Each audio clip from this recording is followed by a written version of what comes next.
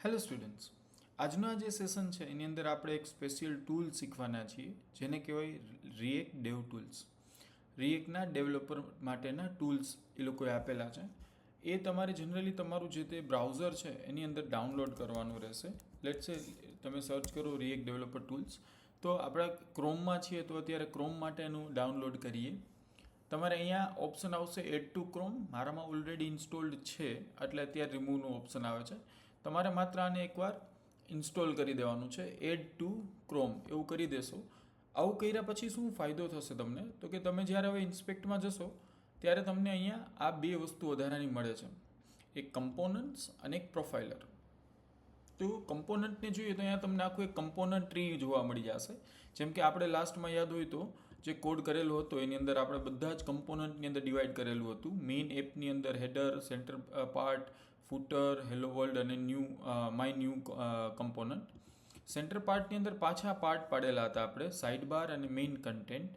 Main કન્ટેન્ટની અંદર વળી પાછું આપણે ફેકલ્ટી કાર્ડ 3 યુઝ કરેલા હતા. તો આ તો અત્યારે આપણે કોડ કરેલો છે, ખ્યાલ છે. જો તમારી બહુ મોટી એપ્લિકેશન હોય અને તમારે જાણવું હોય કે અત્યારે તમારું કમ્પોનન્ટનું સ્ટ્રક્ચર કેવું છે, તો તમને આખું સ્ટ્રક્ચર આની અંદર જોવા મળી જશે કે એપ, એની અંદર હેડર છે, એની અંદર સેન્ટર પાર્ટ છે, એની અંદર મેઇન કન્ટેન્ટ છે ને એમાં 3 ફેકલ્ટી કાર્ડ છે.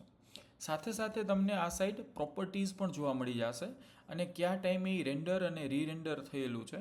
કદાચ રીરેન્ડર ને રેન્ડરિંગવાળો પાર્ટ તમને હજી નહીં સમજાય, પણ બેઝિકલી આગળ જતાં આ બહુ જ કામ આવવાનું છે કે કઈ જગ્યાએથી ક્યારે અને શું કામ રીરેન્ડર થયું છે એ કન્ફ્યુઝિંગ હોય તો અહીંયાથી તમને એનું બધું સોલ્યુશન મળી જાય.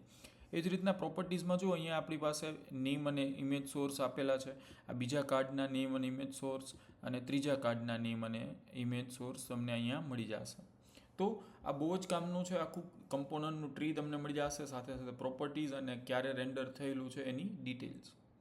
આવું જ એક બીજું ટૂલ એ સાથે જ આપે છે, એ છે પ્રોફાઇલર.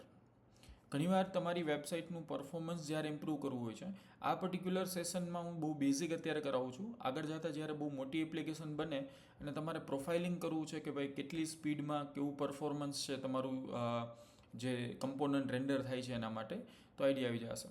એકવાર ઓપન કર્યા પછી તમારે અહીંયાથી સ્ટાર્ટ પ્રોફાઇલિંગ કરવાનું છે. પછી તમે નેવિગેટ કરશો તો બી સ્ટાર્ટ થશે. તમે મેન્યુઅલી ધારો કે હું અહીંયાથી રિફ્રેશ કરું છું કમ્પોનન્ટ તો બી થઈ જશે. એકવાર થઈ જાય રિફ્રેશ પછી તમારે અહીંયા સ્ટોપ કરી દેવાનું છે. તો તમને આખું તમારું જે કમ્પોનન્ટનું છે કઈ રીતના એને પ્રોફાઇલિંગ આપી દેશે, કેટલો ટાઈમ લાગે છે, કયો કમ્પોનન્ટ વધારે ટાઈમ લગાડે છે.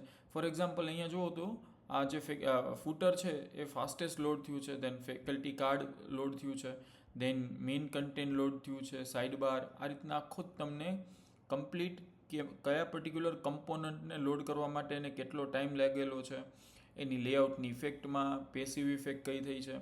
આ અત્યારે થોડું એડવાન્સ છે તમારા માટે, બટ સ્ટીલ તમને બેઝિક આઈડિયા હોવો જોઈએ કે તમે અહીંયા ટાઈમલાઈન ને એવું બધું તમને મળી જાય. રેડી? આ રીતના આનું બેઝિક કંઈક ફ્લેમ ગ્રાફ થયેલો છે કે સૌથી પહેલાં એપ સ્ટાર્ટ થયું છે, પછી હેડર સ્ટાર્ટ થયું છે, મેનુ લોડ થયા છે, સેન્ટર પાર્ટ લોડ થયું છે અને લાસ્ટમાં હેલો વર્લ્ડ લોડ થયું છે. સો એક આ ટૂલ તમારામાં હોવું જોઈએ. તમારા જે કંઈ પણ બ્રાઉઝર તમે યુઝ કરો છો એના માટેનું રિએક્ટનું ડેવ ટૂલ તમારામાં ઇન્સ્ટોલ કરીને રાખજો અને બેઝિક આની પ્રેક્ટિસ અત્યારે કરી લેજો. મે બી અત્યારે એટલું યુઝફુલ નહીં થાય, પણ આગળ જતાં જ્યારે મોટા પ્રોજેક્ટ્સ હશે ત્યારે આવા ટૂલ્સ તમને બહુ હેલ્પફુલ થશે. Thank you.